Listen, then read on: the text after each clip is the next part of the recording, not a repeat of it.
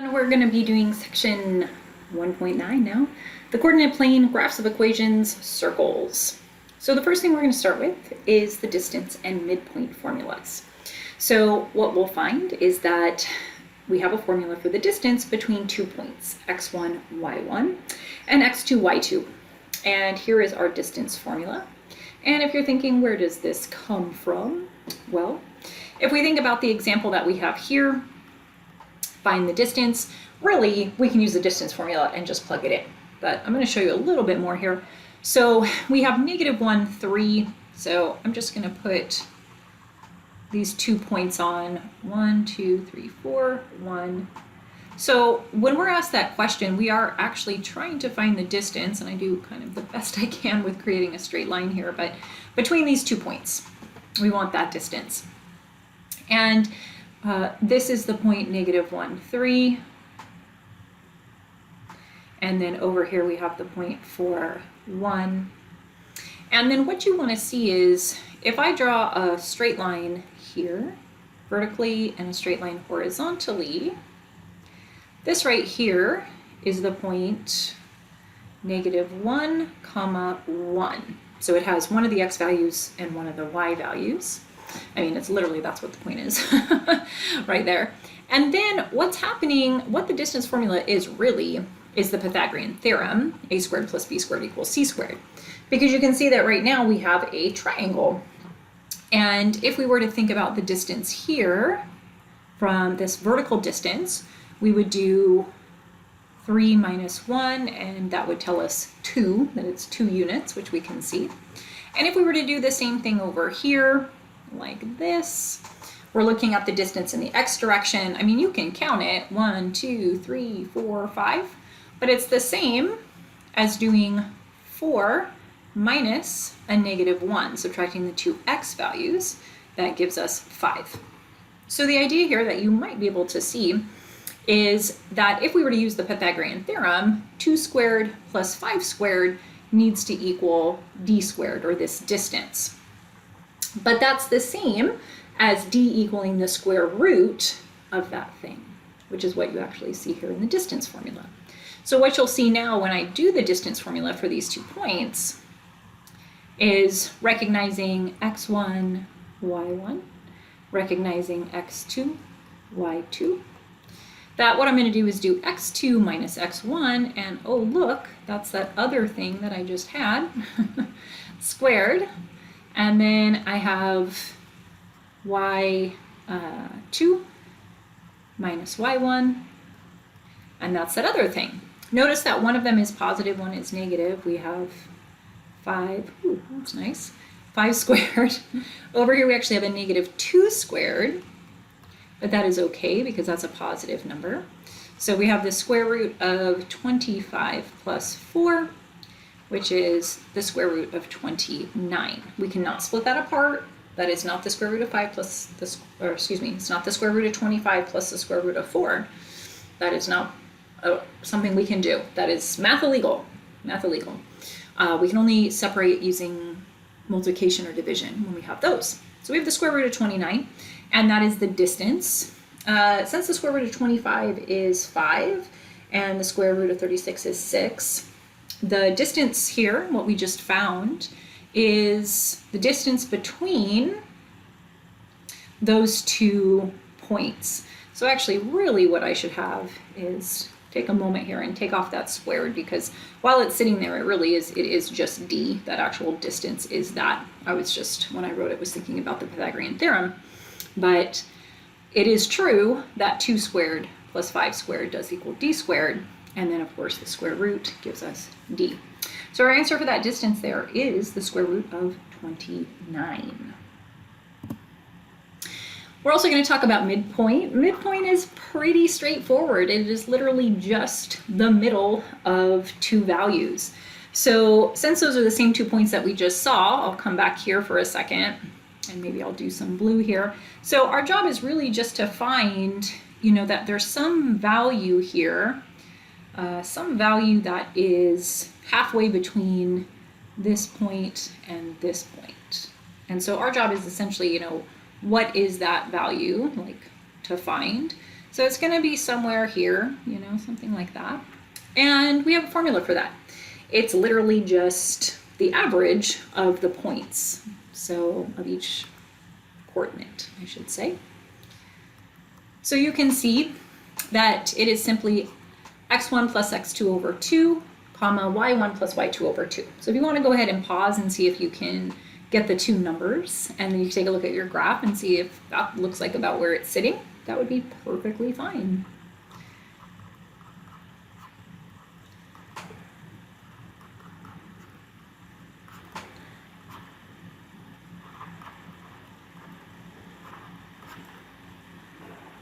So I get 3/2, which is the same as 1.5, comma 2 as the midpoint. And if we go back, yeah, we see that it's not surprising. It could definitely be about 1.5, 2, you know, my picture's not perfect, but that does seem to be about halfway between the 2 points. So that's the midpoint. Now let's take ourselves back a tick to functions that are, or equations, I guess we're talking about equations right now. But here we have an equation, y equals x minus 3. So we have a coordinate plane over on the right side. We have an x-axis and a y-axis. In this case, it is all units of 1 there, 1 on each side. We have 4 quadrants. It actually starts with quadrant 1 over here. I need to find myself. Where is this? Where is my pen? There we go. It's going crazy. Okay. So this is coordinate 1, or quadrant 1, excuse me. Quadrant 2. Down here we have quadrant 3. And over here we have quadrant 4. There we go. So when you have something that you need to graph, the best thing to remember is simply notice this is a function, an equation of 2 variables. We have x and y. X is typically called the dependent variable. Notice we have some x values that are given to us. Our job is to find the y. In order to do that, we just plug in the x, subtract 3 from that, because that is what we're being given here. And that tells us that the y value would be -3, which tells us that the point would be 0, -3, and that would go on the graph right here. So it's as straightforward as that. You can go ahead if you'd like and fill in the rest of the table, and then go ahead and put the points that you have found onto your graph, and if you want to connect them, you can as well.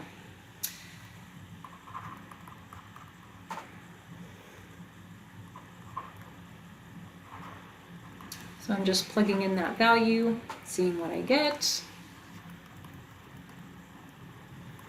And here are all my points. So we have 1, -2, 2, -1, and 3, 0. Now there's many other points. You might be even able to see the pattern that's happening here. But this is an equation that is linear, meaning that these points are all in a straight line. Woo! I mean, I guess, depending on how you can graph it. You're going to be better. You can probably find something to make your line perfectly straight. I'll connect it kind of piece by piece. Again, that's just easier for me. But then I'm also going to denote that this line just keeps on going in both directions. So I put some arrows at the end to show that. So notice that this is called the graph of this equation. All right, moving on, we have another one. And it's a little bit different, as you can see. This one has a highest degree of 2, so it is quadratic. Now we've seen quadratic equations already. We've done some factoring of quadratics as well. So now we're going to take a look, see what it looks like if we were to make it ourselves. We're going to do the same thing, just plug in some values. Again, you can go ahead and pause if you want and see what happens when you plug in the values and get those y values. If you want, go ahead and put them on the graph.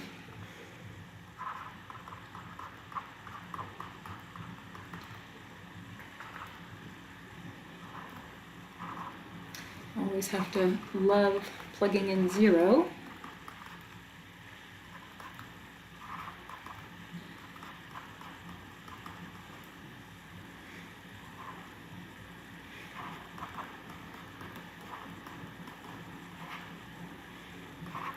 Okay, and then now we have these y values. Notice that some of them are the same. That is really key here. Some of these have the same y value. So -2 is 0, but so is 2. Those have the same y value. -1 is 3, so is 1. And 2, and 0 is 4. So a key thing to understand is I could make these very straight lines, but I know that this is a quadratic graph. And so I know that the shape of it is a parabola. So quadratics have a parabolic shape. So because I know that, I'm going to curve that graph without knowing every single point. I don't need every single point on this graph. I just need enough to know that, hey, this is my shape, so I'm going to just shape it out into that parabola. The parabola is also facing upside down, you might remember, because it has a negative in front of the x squared when we talked about transformations. It's also shifted up 4, but remember, it's an equation of 2 variables. You can choose some x's, find your y's, and you can always graph it that way, no matter what else you know. And so the last thing I'll do with this video here is talk a little bit about symmetry. So we've got, all right. So we have some symmetry, like if you know this about a function, you can know the symmetry and then you're going to be in a lot better space. So to find out if a graph is symmetric about the y-axis, and I want you to look at the equation that we have there, y equals 4 minus x squared. If I do this, you can see what the graph is, we just did it, and you can see that it is in fact symmetric over the y-axis. This is our y-axis, and if you were to like print this out and fold it, you're going to have symmetry, meaning that the two sides are going to touch at every point, okay, because it's symmetrical. Now the way to find that algebraically is if we replace x with a negative x. So I do this. That's what it means. Replace x with negative x. So I do that and then I simplify. So I'm going to have 4 minus, and then negative x squared is just x squared. Notice that's exactly what we started with. So that's what it means to say if we replace x with negative x and produce an equivalent equation, I have the same thing that's coming out. So that's telling me that now I know that this graph is symmetric about the y-axis. So before I do any other work on this, I know that already, and that can help me with my graphing. If we replace y with negative y and produce an equivalent equation, the graph is symmetric about the x-axis. So notice we have the idea of we replace y with negative y, we get x minus 5, and so negative y squared is y squared equals x minus 5. And so this, like I said, it's a graph that's symmetric about the x-axis. So what that means is the last one was like this, symmetric along the y. Here's our x-axis, so we need to be symmetric over the x-axis. And so this graph actually looks, here's my beautiful graph that I have here. Here is x equaling 5. So it's actually on the 5. There you go. So this is what the graph of y squared equals x minus 5 is. We'll talk about this in the future, but this is not a function. As you can see, it's a sideways parabola, but it is not a function. So the graph is symmetric over the x-axis for this equation. Now, if we replace both x and y with their negatives and produce something that's equivalent, the graph is symmetric about the origin. Okay, so we do this and we do this, see what happens. But negative x squared is x squared, negative y squared is y squared, and so we do end up with something equivalent by plugging in both negative x, negative y. Now, this one is a little bit harder to see because it is a hyperbola. So we'll talk about those more in the future. Some of you may have seen it already. But the graph of it looks like this. It has this. It's like two things that are heading away from each other that are like, get away from me. Now, when things are symmetric about the origin, it means that if you have a point x comma y, you're also going to have the point negative x comma negative y. So if something is odd, or if something is symmetric about the origin, that has to be true. So x, y, and then negative x, negative y. So that's just the idea there, because the origin is right here. Okay, so you got to be like, you got something here, and then you're going to have that same thing, distance there. Okay, now the last thing, and I'm realizing I'm in a little tight space here, but determine the symmetry of the following equation without graphing. So when I have 1, 2, 3, it's kind of just if you can do these three things that we have here. So if we first replace x with negative x, we get y equals 2 times negative x cubed minus negative x to the fifth. Now the key thing to see about, this is going to be interesting. The key thing to see about this is when you have something to an odd power, notice you have negative x times negative x times negative x. That's still a negative x. So we're going to have negative 2x cubed, and then the same thing is true about the x to the fifth. Negative x times negative x times negative x, negative x, negative x ends up with a negative x to the fifth. So that gets multiplied by that negative in front of it, and you get plus x to the fifth. So notice we did not end up with the same thing that we started with. So it is not symmetric about the y-axis.